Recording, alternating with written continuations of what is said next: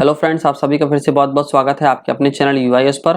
Friends, जैसा कि हमने लास्ट वीडियो में आपको बताया था, हाइड्रोलिक सर्किट रीड करके उसका एक सीक्वेंस बताया था हमने, जिसमें कि हमने लिफ्टिंग सर्किट आपको पूरा रीड करके बताया था कि इसका ऑयल फ्लो का सीक्वेंस कैसा रहेगा, उसके बीच में कौन कौन सी इंटरमीडिएट लाइन आ रही है, कौन से वॉल आ रहे हैं और कौन सा वॉल वहाँ पर फ्लो को अलाउ करेगा और कौन सा वॉल क्लोज करके वहाँ पर उसका फ्लो को रिस्ट्रिक्ट करेगा।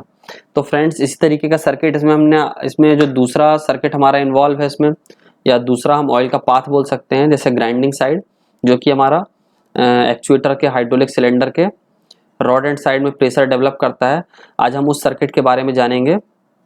तो फ्रेंड्स, इसके पहले हमने इसी सेम सर्किट के ऊपर दो पार्ट बना चुके हैं इससे पहले। तो जिस किसी भी फ्रेंड से हमारे वो वीडियो मिस हुए हों, आई बटन पे क्लिक करके हमारा वो वीडियो आप वहाँ से देख सकते हैं। और फ्रेंड्स, इसी तरीके के इन्फॉर्मेटिव वीडियो आपसे मिस ना हो, उसके लिए हमारे चैनल को लाइक शेयर और सब्सक्राइब जरूर कर लीजिए, ताकि हर नए वीडियो का नोटिफिकेशन आपको टाइम टाइम मिलता रहे। उसके लिए आपको बेल आइकन बटन को भी क्लिक कर लेना है। तो फ्रेंड्स, चलिए हम अपने वीडियो की तरफ बढ़ते हैं। इसमें आज हम ग्राइंडिंग सर्किट को समझेंगे। मीन्स की जो हमारा पाथ फॉलो करता है, ये जो एक्चुएटर है, एक्चुएटर के रॉड एंड साइड में प्रेशर डेवलप करने के लिए, तो उसका पाथ कैसे हम समझेंगे और उसके बीच में आने वाले सारे जो भी कंपोनेंट्स हैं हम उसको सिंबल के रूप सिंबल से उसको हम उसकी पहचान करेंगे और वो कैसे वर्क करेगा हम वो भी समझेंगे। तो चलिए फ्रेंड्स, देखते हैं हम यहाँ पर इसका ग्राइंडिंग सर्किट। अब देखिए फ्रेंड्स, जैसा कि हमने आपको बताया था, यहाँ पर हमारे दो पंप लगे हुए हैं। तो लिफ्टिंग के टाइम पर हमारे दोनों पंप चलते हैं ताकि फास्ट एक्शन हो सके, ज़्यादा फ्लो प्रोवाइड करने के लिए। बट यहाँ पर जो हमारा ये ग्राइंडिंग सर्किट है, ग्राइंडिंग सर्किट में क्या होता है, हमारा सिर्फ एक ही पंप चलता है। एक बार प्रेशर डेवलप हो गया, उसके बाद यहाँ पर ज़्यादा रिक्वायरमेंट नहीं रहती फ्लो की। जो भी हमारा वॉल्यूम लॉस होता है, जब हमारा एक्चुएटर जो है वो कुशनिंग एक्शन में चलता रहता है, up and down up and down, उस समय पे एक्सेस प्रेशर होने के टाइम जो प्रेशर रिलीज होता है, वापस वहाँ पर क्रॉस सेक्शन है उसका एरिया कम होने के कारण जो भी हमारा प्रेशर बढ़ता है वो रिलीफ वॉल्व से अगर रिलीज हो गया, या वहाँ पर जो कुशनिंग एक्शन होता है उसके कारण वहाँ जो सम लीकेजेस होते हैं, उससे जो भी प्रेशर ड्रॉप होता है उसको मेंटेन करने के लिए बहुत ही कम फ्लो की जरूरत होती है। इसलिए हमारा यहाँ पर सिर्फ एक ही पंप चला करके भी अच्छी तरीके से वो फंक्शन पूरा किया जा सकता है। इसलिए यहाँ पर सिर्फ एक ही पंप को फंक्शनिंग किया जाता है ग्राइंडिंग प्रेशर डेवलप करने के टाइम पे। मीन्स कि एक्चुएटर के हमारा रॉड एंड साइड में प्रेशर डेवलप करने के लिए सिर्फ एक ही पंप चलता है। यहाँ पर ये वाला आप यहाँ पे देख रहे होंगे 2.10 जो पंप का नंबर है, ये वाला हमारा रनिंग रहता है ग्राइंडिंग सर्किट चार्ज करते समय। तो देखिए, हम यहाँ पर टैंक से स्टार्ट करते हैं। टैंक से हमारा सक कर रहा है ऑयल, ये पंप, ये मोटर है उसको ड्राइव देने के लिए। और उसके बाद ये पंप हमारा ऑयल सक करके यहाँ पे डिस्चार्ज करेगा। तो देखिए, इसके डिस्चार्ज के बाद यहाँ पर 6.10 हमारा ये रिलीफ वॉल है। यहाँ पर ये देखिए, ये रिलीफ वॉल का सेटिंग है 140 बार। अगर 140 बार से ज़्यादा अगर प्रेशर डेवलप होगा तो ये हमारा यहाँ से ये टैंक को कनेक्ट कर देगा इस लाइन का जो भी एक्सेस प्रेशर होगा। अब इसके बाद ये देखिए, यहाँ पर ये एनालॉग प्रेशर गेज लगा हुआ है 0 से 250 बार रेंज का। उसके बाद ये 9.11 चेक वॉल को प्रेस करके ऑयल का फ्लो आगे बढ़ेगा। फिर ये हमारा ऑयल को ये फिल्ट्रेशन यूनिट लगा हुआ है विद बाईपास वॉल। अब देखिए, यहाँ पर हमारा फिल्टर्ड ऑयल आगे बढ़ेगा। बट यहाँ पर अब देखिए, ये डीसीवी में हमारा टेंडम सेंटर है और इसका प्रेशर पोर्ट क्लोज है। तो यहाँ पर अगर ये डी एनर्जाइज पोजिशन में है तो हमारे यहाँ पर प्रेशर डेवलप होगा और 140 के बाद यहाँ पर ये रिलीफ वॉल्व से रिलीज होगा। बट अभी हमको ग्राइंडिंग सर्किट चार्ज करना है। तो देखिए फ्रेंड्स, ग्राइंडिंग सर्किट चार्ज करने के लिए हम आपको यहाँ पर रिवर्स सीक्वेंस में आपको एक बार इसका लाइन ट्रेस करके बता देते हैं, ताकि आपको उसको लाइन को रीड करने में ईजी हो। हमारा ग्राइंडिंग सर्किट यहाँ पर है। देखिए, हमारा एक्चुएटर का जो भी रॉड एंड है ये हो गया, और हमारे 3 एक्चुएटर्स के सेट हैं, ये और ये। अब यहाँ पर सभी को चार्ज करने के लिए देखिए, हमारी ये ग्राइंडिंग लाइन एक्यूमुलेटर से होते हुए आ रही है और एक्यूमुलेटर से इंटरकनेक्ट है हमारी ये वाली लाइन। सारे एक्चुएटर्स में एक कॉमन लाइन है, ये यहाँ पर जाकर के कनेक्ट हो रही है सब। तो ये लाइन हमारी ग्राइंडिंग के लिए आ रही है। ग्राइंडिंग प्रेशर इंक्रीज करने के लिए। तो ये लाइन हमको ट्रेस करना है। ये लाइन ट्रेस करते हुए हम ऊपर धीरे धीरे बढ़ेंगे। तो देखिए हमारा ये सिंगल लाइन आ रही है, ये इसमें प्रेशर गेज दिया हुआ है। ये लाइन है हमारी, ये लाइन। तो फ्रेंड्स देखिए, जैसा कि हमने लिफ्टिंग के सर्किट में देखा था, हमारी दोनों ही पंप के जो डीसीवी हैं उनके आउटलेट से हमारी दोनों ही लाइन इंटरकनेक्ट है, बट उनमें चेक वॉल्व का प्रोविजन दिया हुआ है। तो अगर कोई एक भी चलेगा तो हमारा दोनों लाइन में से कोई अगर एक भी चालू किया तो हमने उसके डीसीवी को वैसा कमांड दे करके उसको चार्ज कर सकते हैं। बट यहाँ पर लॉजिक के हिसाब से, एज पर लॉजिक टेबल, हमारा ये वाला पंप जो हमने आपको दिखाया था अभी, जो हम आपको सर्किट में दिखा रहे हैं, ये इससे ही प्रेशर चार्ज होता है हमारा ग्राइंडिंग का। तो अब देखिए, जैसे ही अब हमको ऑयल का फ्लो पाथ आगे बढ़ाना है तो हमको ये लाइन चार्ज करनी है। तो उस लाइन को चार्ज करने के लिए हमको प्रेशर पोर्ट से हमारा ए पोर्ट को प्रेशर कनेक्ट करना पड़ेगा। उसके लिए हमको देखिए ये 7.11 जो डीसीवी है 4/3 टेंडम सेंटर, उसका हमको बी साइड एनर्जाइज करना होगा। बी साइड मतलब ये। तो इसमें क्या होगा, हमारा प्रेशर लाइन जो है पी लाइन ए लाइन से कनेक्ट होगा और बी लाइन हमारी टैंक लाइन से कनेक्ट होगी।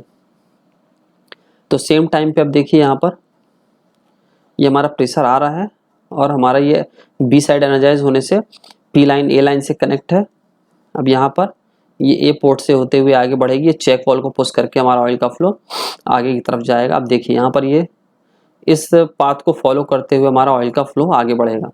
बट अगर यहाँ पर आगे जाने की कोशिश करेगा ऑयल फ्लो, तो यहाँ पर ये चेक वॉल से यहाँ पर क्लोज कंडीशन रहेगी, तो यहाँ पर किसी भी तरीके का कोई ऑयल फ्लो यहाँ पर आगे नहीं बढ़ पाएगा। तो अब आगे बढ़ने के लिए यही एक लाइन है जिससे आगे हमारा फ्लो बढ़ेगा। अब आगे फ्लो बढ़ता जाएगा। तो देखिए इस लाइन में हमारा यहाँ पे एक ये थ्रोटल वॉल दिया हुआ है 18.10। ये हमारा वेरिएबल टाइप है, हम इसको जितना एज पर हमारे रिक्वायरमेंट इसका ओपनिंग रख सकते हैं। अगर सपोज ये थोड़ा ओपन भी है तो यहाँ से ऑयल का फ्लो आएगा, बट अगेन ये 7.10 ये जो है 2/2 हमारा डीसीवी है, ये यहाँ पर इसमें चेक वॉल है, मीन्स कि यहाँ पर एक क्लोज कंडीशन दिखा रहा है। इस डायरेक्शन में ऑयल फ्लो नहीं होगा, मतलब यहाँ से आने वाला कोई भी ऑयल यहाँ से ऑयल का फ्लो नहीं होने देगा। तो अगेन ये ऑयल का पाथ हमारा सिर्फ यही लाइन को फॉलो करते हुए आगे बढ़ेगा। फिर इसमें एक ये इंटरमीडिएट एक लाइन कनेक्ट है। तो ये देखिए हमारी डायरेक्ट जा करके यहाँ पर बीच में कोई रिस्ट्रिक्शन नहीं है, ये इस लाइन तक चार्ज हो जाएगा। चार्ज होने के बाद देखिए यहाँ पे दोनों में 2 रिलीफ वॉल कनेक्ट लगे हुए हैं, कनेक्टिंग करके लगे हुए हैं, 210 बार एंड 160 बार। ये अगर 160 बार वाला पहले ऑपरेट होना चाहिए। बाई चांस अगर ये फॉल्टी है या स्टकअप हो गया है तो उसके बाद 210 बार मैक्सिमम, इससे ज़्यादा प्रेशर नहीं बढ़ने देगा, 210 बार पे रिलीज कर देगा। तो यहाँ पर भी जब तक कि हमारा सिस्टम 160 बार से ज़्यादा प्रेशर डेवलप नहीं करेगा तो यहाँ से भी किसी भी तरीके का कोई ऑयल टैंक की तरफ फ्लो नहीं करेगा। तो अगेन हमारा ये ऑयल का पाथ इसी लाइन को फॉलो करते हुए आगे बढ़ेगा। फिर इसमें एक इंटरमीडिएट लाइन है जो कि कनेक्ट है हमारी 7.2 डीसीवी वॉल 2/2 डीसीवी वॉल से, इसका भी हमारा नॉर्मली क्लोज कंडीशन है। तो यहाँ पर फिर हमारा ऑयल का फ्लो इस पाथ को फॉलो नहीं करेगा, इसी पाथ को फॉलो करते हुए हमारा आगे बढ़ेगा ऑयल का फ्लो। अब देखिए फिर आगे बढ़ते हुए यहाँ पर हमारा सेट ऑफ वॉल है, बॉल वॉल, जो कि क्लोज कंडीशन में है नॉर्मली। इसको ओपन भी कर सकते हैं। वो ओपन किस कंडीशन में करना है जब हम इसकी लॉजिक टेबल आपको एक्सप्लेन करेंगे और इसके एक्सेप्शंस हम आपको समझाएंगे किस किस तरीके से कौन से वॉल का लॉजिक सेट है, तब हम आपको समझाएंगे तो ज़्यादा अच्छी तरीके से समझ में आ पाएगा। अभी नॉर्मली कंडीशन में ये क्लोज है, तो यहाँ पर भी हमारा फ्लो आके रिस्ट्रिक्ट हो जाएगा और इसी पाथ को फॉलो करते हुए आगे बढ़ेगा। अगेन यहाँ पर 7.3 है और इसमें भी देखिए यहाँ पर नॉर्मली क्लोज कंडीशन है, डी एनर्जाइज पोजिशन में क्लोज कंडीशन है, तो ऑयल का फ्लो यहाँ से भी रिलीज नहीं हो सकता। अब इसी लाइन में आगे बढ़ते हुए चार्ज होगा।